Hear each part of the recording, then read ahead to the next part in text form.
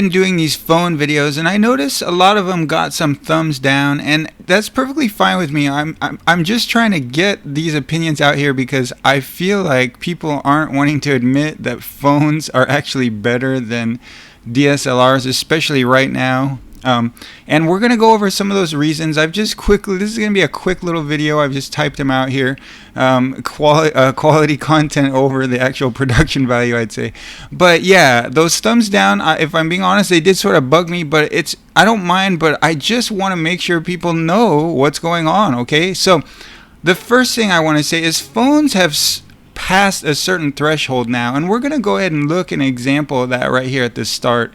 And some of you out there maybe haven't seen this stuff, and then some of you maybe have seen it and you just don't agree with me, which is fine. But the first thing where I'll say is phones have actually passed DSLRs because DSLRs just don't have the processing power and the sort of software that's getting. We're going to talk about this later as you see this point down here, but there's so much money in phones that these companies are able to dump huge amounts of R&D money into these softwares for these cameras. Cameras are a huge deal for these phones. People are taking pictures of their phones. So the huge selling point of these phones is the cameras and the processing and the software within the camera. So we're not going to be able to get access to that software anywhere else but except in the phone. So that should make sense to us that phones are actually doing a better job in a lot of certain cases, and we're going to talk about that with these night shots. Okay, you cannot buy software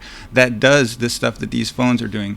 Okay, so these night shots, I don't know if all of you have seen this stuff. I sort of assumed most of you had when I did some of my recent videos, but I bet a lot of you haven't. You can take a photo now with a phone handheld out in the dark and get a perfectly crispy photo, okay? And that's going to be mainly with this new phone called the P30 Pro by Huawei. I'd say it's the best at it. And some of you guys maybe haven't seen this, but we're not going to go through and watch this video or anything. Maybe I'll link it, but you can see this example right here. This guy, I just want to go over this really quick. This guy was in this dark, let me try and show him actually out there. He's out here in this dark alleyway, and he's comparing these phones, and that's the P30 Pro. So you can see what that phone is able to do right there. He's sort of showing you how the real lighting conditions. We couldn't do that a year ago, okay? You cannot do that 1 year ago. So maybe you guys don't know this. I don't know. I figured you did in my recent blogs.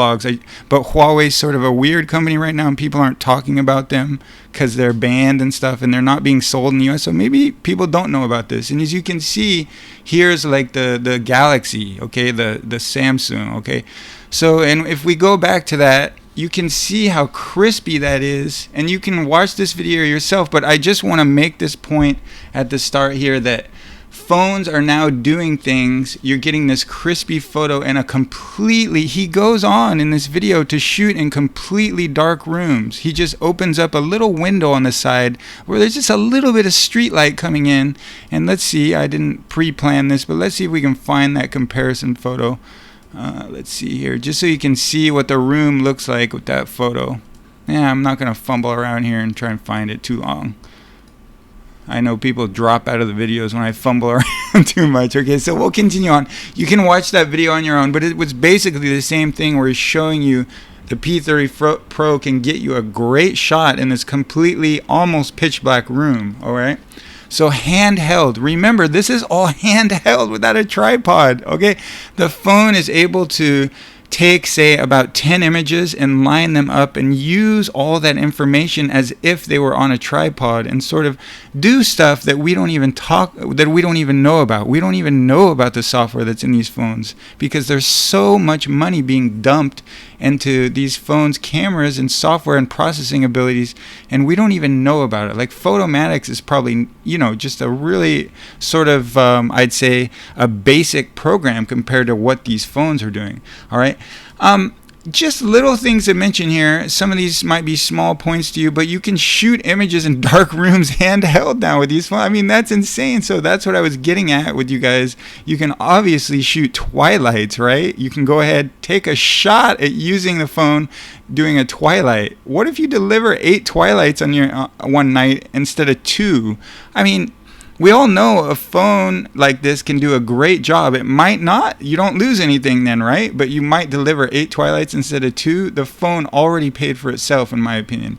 All right. So darkroom images, just a little example here. How many times have you guys, I know this happens to me all the time. I need a really nice scan of a document or you know, like a sort of just like having a document in for my reference, and I want to take a quick picture of it, and you're in a sort of a dark room. This phone, you just hold it up. It doesn't even matter how dark it was. You could just get it. So how much time will that save you over 5 or 10 years? Little stuff like that, okay? You're just never going to have to go into better light to get a sharp document sort of scan on your phone. I mean, that's amazing. That's an amazing little thing. It's time saver, and it's going to add up, little stuff like that, okay? Changing lenses on the fly. You guys are photographers. You all know we all go through this. I know I hate it. I hate getting out other lenses. I absolutely hate it in professional work. I hate it in my private work when I'm doing more personal stuff.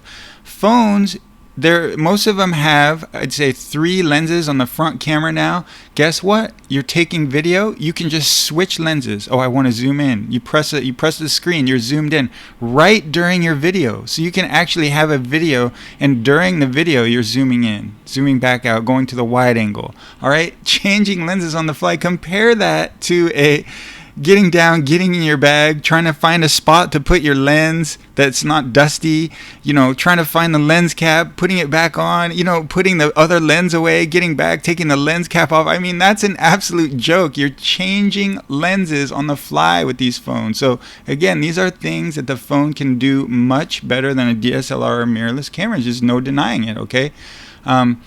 So it's always in your pocket every single day, 24 hours a day, 7 days a week. It's just, how powerful is that? Just think about that right there, and how much power that brings to your photography in general. Just stuff you need for documents, for reference, for personal video, whatever. The phone's always on you. It's a very powerful device, and I think we've all sort of learned that over the last 10 or so years. So again, you can take these phones places you could never take a camera. In this aspect, it is once again better than a DSLR or mirrorless camera, right? If you want to do a shoot in an airport, like a little vlog or a video or a photography session, you can get kicked right out of there with a DSLR. We all know that. A grocery store, they're sort of notorious for not wanting people to have phones for whatever reason. Shopping malls. I know another big one for me is when you're in parks, a lot of times over here in Asia, they don't allow DSLRs. A lot of places you can go. Okay, something that may be more of a practical example for us. If a realtor asks you, can you go ahead and shoot that shopping center over there? I mentioned this because I've had it happen to me, actually. And I went and I shot the shopping center. A security guard came to me and kicked me out because I was sitting there with my DSLR. I was taking some photos of this sort of feature of this condominium I was shooting, that there was a shopping center right by there. He kicked me out. Guess what? If I had my phone, I would have been 100% fine. He would have never approached me. I guarantee it, okay? All right, so vacations, your family photos, just the fact that freedom that you're going to have to be able to leave your DSLR gear at home. Why would you take it? I mean, these are just great, these are just fun family photos, you know. Of course, if you want to do something and the phone can't really get there, maybe you're going to want to bring it. But for me, I would say family photos and videos and vacations and stuff like, let's say your son plays baseball, all right? You're out there, this P30 Pro that I've been mentioning all the time by Huawei, it has a 5 times optical zoom. All right, so you can get in there with video, with stabilization, with everything, taking photos. All right, so you're getting the point here. You're just able to leave everything at home as far as your gear for your more personal work that's about your family and stuff. So don't forget now, there's a huge play here, and we tend to be really one-sided with this, where we think bigger sensors, that has to be better.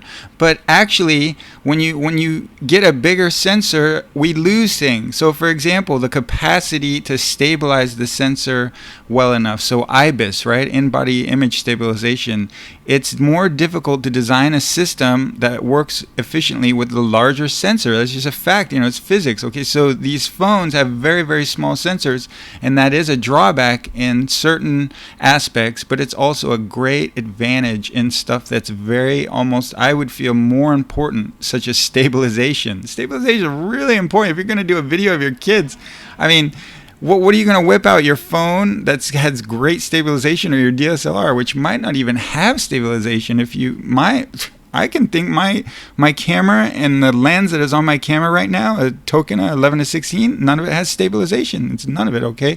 So absolutely, you're getting the stabilization in that little form factor. It takes great quality photos, and it's actually better able to take advantage of the stabilization in terms of being efficient and able to stabilize that sensor. Okay, so you're actually getting, it's better than a camera, than a DSLR, all right? And I've seen, you can go ahead and do your own stuff, but I've seen very, very gimbal-like on the new modern day phones that have optical and electronic image stabilization. They are looking gimbal-like for people that are walking to me.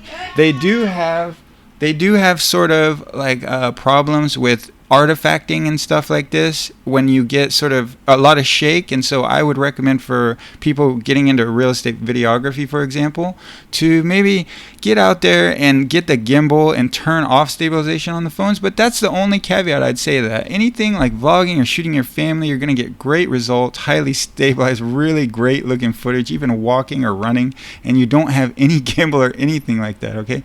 So we already talked about this to some extent, but there's a huge market for phones, and that's why all this is really that's why all this is a fact right now. It's just, there's just such a huge market for phones. People are dumping all this money, and you're getting this proprietary sort of processing and software inside the phones, and also the power of the processors in the phones is very fast. Cameras can't compete with that, okay? There's no way a camera is going to be able to take a picture of 10 night shots and analyze them all in a half a second and spit it out to you like these phones are doing, okay? There's just no way. It doesn't exist yet, okay? So phones are better in that aspect, okay? So we already talked about this last point. Sensor size is not everything. So if I'm going to be a little bit rude here at the end, I'd say stop kidding yourself, guys. This is here, okay? So phones are better than DSLRs in a lot of respects, okay? Especially now that we're able to get these handheld shots with handheld at night. I mean, I just feel like you're sort of kidding yourself if you're thumbs downing my video and just saying, I'm just trying to pass on information. This stuff, you go out and buy an $800 phone, it could pay for itself in a month, and then guess what? It's a tax write-off, all that good stuff. So guys, I suggest you look into this stuff. I hope this video didn't come off as too crass or anything. I really honestly just want to get the information out there. I hope you enjoyed it. I hope you check some of this stuff out to see what's going on. I know a lot of you guys already do know what's going on, and yeah, I maybe made too much of assumptions in my head for when I made those videos. But yeah, I hope you enjoyed that. And guys, thanks again. I'll see you for the next one.